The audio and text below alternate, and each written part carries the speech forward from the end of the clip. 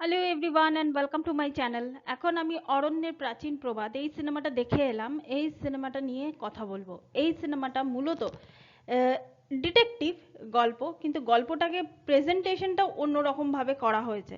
এখানে অরণ্যের প্রাচীন প্রবাদে মুখ্য চরিত্রে যারা যারা অভিনয় করেছেন, শিলাজিৎ মজুমদার, জিতু কামাল, মিথিলা, সুহদ্র সহ আরও অনেকে এখানে অভিনয় করেছেন।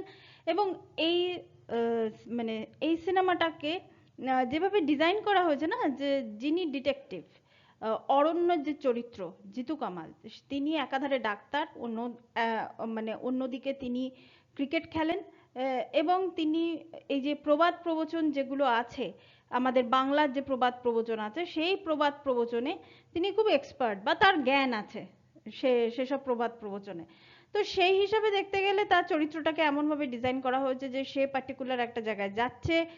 তার জামাইবাবু চরিত্রে অভিনয় করেছেন এখানে শিলাজিৎ স্যার। তো তার সঙ্গে তিনি একটা জায়গায় যাচ্ছেন, সেখানে গিয়ে অমিত রয় বলে একজন ডাক্তার, যা মার্ডার হয়েছে, মানে অস্বাভাবিকভাবে যার মৃত্যু হয়েছে, মানে সেই মৃত্যুর তদন্ত করতে, বা তদন্ত করতে আমি ঠিক বলবো না, এটা অ্যাক্সিডেন্টালি তার কাছে এই তদন্তের ব্যাপারটা চলে আসে।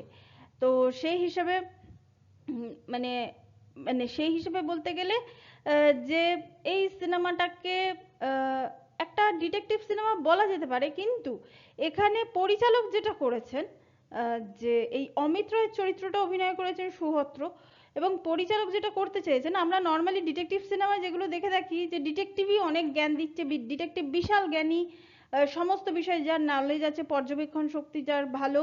হ্যাঁ, এখানে দেখানো হয়েছে যে পর্যবেক্ষণ শক্তি মানে এখানে যিনি গোয়েন্দা তার ভালো, তো সে সে ইন্টেলিজেন্ট, সেগুলো দেখানো হয়েছে। কিন্তু এখানে আরেকটা জিনিসও করা হয়েছে, যে যাকে নিয়েই তদন্তটা হচ্ছে তার ওপরও কিন্তু কিছুটা জিনিস হাইলাইট করা হয়েছে, যেমন সিনেমার ফার্স্ট হাফে।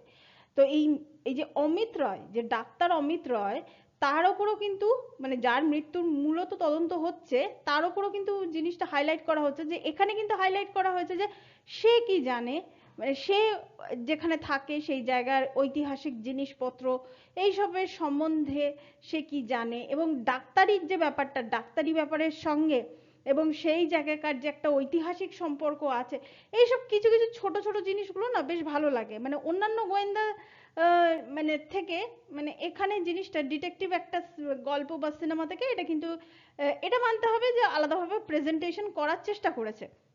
এখানে মিথিলা ওনার চরিত্রটা ঠিকঠাক লাগে, জিতু কামালকে আমার ঠিকঠাকই লাগে, শিলাজিৎ স্যার এবং সুহদ্র। সুহদ্র আপনারা ভাববেন যে এই চরিত্রটা যদি মারাই গিয়ে থাকে তাহলে সুহদ্রর তো রোল বেশি নেই, কিন্তু যেটুকু তাকে দেওয়া হয়েছে না, দারুণ। মানে যে যে জায়গায় ফ্ল্যাশব্যাকে সুহদ্র ক্যারেক্টারগুলো ফেরত এসছে, সে সেই জায়গাগুলো এক কথায় দারুণ। মানে এই সিনেমার রেসপেক্টে আমি বলছি, আমার সুহদ্র এবং শিলাজিৎ স্যার, এদের দুজনকে আমার খুবই ভালো লেগেছে।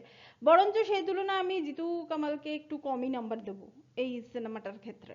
তো এটা অবশ্যই এটা ডিরেক্টরস কল।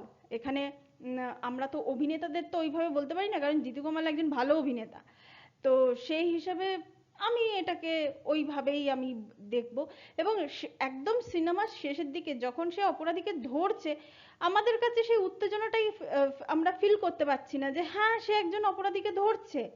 তো সেই হিসাবে মানে এই সিনেমাটাকে আমার কাছে মানে ঠিকঠাক একটা সিনেমা মনে হয়েছে। না, আমি ফেলে দিচ্ছি না সিনেমাটাকে, মানে একদম এই সিনেমাটার মধ্যে কোনো এলিমেন্ট নেই কিছু না, সেটা আমি করছি না। রহস্যটা যখন এরা বিল্ড আপ করে দিয়েছিল না, বিল্ড আপটা কিন্তু ভালোভাবে দিয়েছিল, কিন্তু এক্সিকিউশনটা ঠিকঠাকভাবে হয়নি।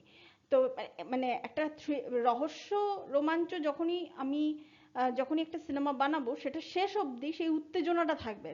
আহ, মানে স্ক্রিপ্ট থেকে শুরু করে, অভিনয় থেকে শুরু করে পুরো গল্পটার মধ্যে, কিন্তু শেষের দিকে গিয়ে যত সিনেমাটা এগোতে থেকেছে, তত কিন্তু শেষের দিকে যেতে যেতে যেতে যেতে সিনেমাটা কিন্তু আস্তে আস্তে সেই উত্তেজনা যে ব্যাপারটা, সেটা কিন্তু আর নেই। এবং আমাদের মনে হচ্ছে আমরা মানে দেখছি, জাস্ট দেখছি, হ্যাঁ একটা মার্ডার কেস, সেটা তো সলভ হবেই।